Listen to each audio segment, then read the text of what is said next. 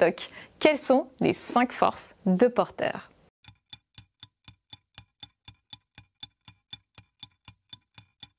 Quel est le point commun entre YouTube dans l'industrie de la musique en ligne, Carrefour et ses centrales d'achat, ou encore Airbnb dans l'économie collaborative? Vous avez trouvé? Eh oui, la recherche d'un avantage concurrentiel, et ce, qu'importe le secteur d'activité.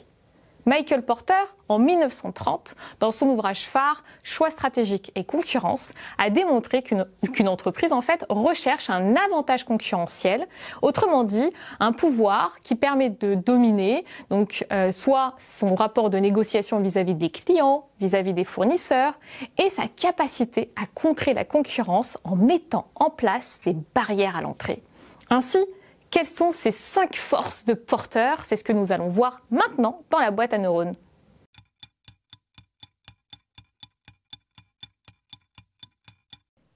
Les 5 forces de porteur. Il s'agit d'un modèle qui permet d'analyser les forces en présence dans un secteur et donc de déterminer comment une entreprise peut obtenir un avantage concurrentiel et surpasser ses concurrents. Voyons ces fameuses forces en présence. Tout d'abord, l'intensité concurrentielle. Sur quel élément repose la lutte entre entreprises? Bien sûr, le nombre d'acteurs en présence. La concurrence sera plus élevée si le nombre d'entreprises est important.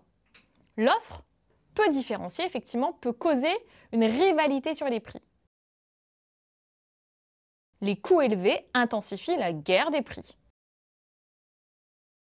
Prenons l'exemple de la restauration, très concurrentielle, avec de nombreux acteurs qui se positionnent, tels que la grande distribution, les boulangeries ou encore les food trucks.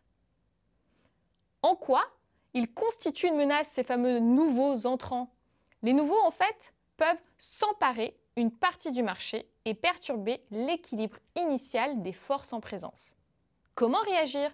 Les entreprises déjà présentes vont mettre en place des barrières à l'entrée, comme les investissements élevés, et contrer ces nouveaux entrants.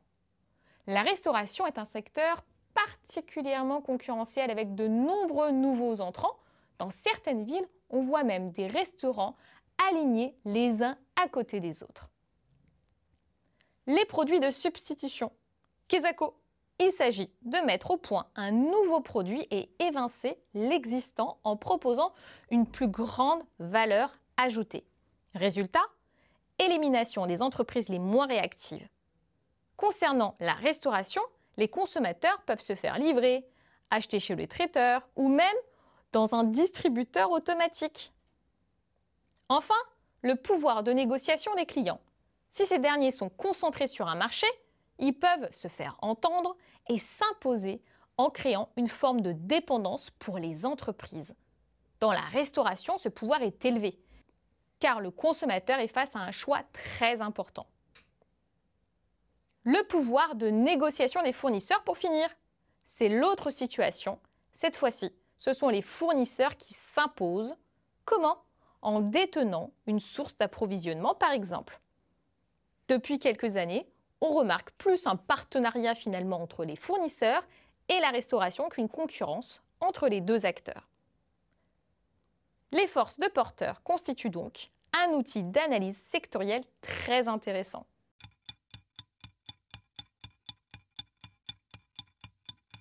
En bref, nous pouvons dire que les 5 forces de porteur constituent un outil très intéressant qui permet de mettre en exergue les forces, la capacité d'une entreprise donc à générer un avantage concurrentiel, et ce, qu'importe son secteur d'activité.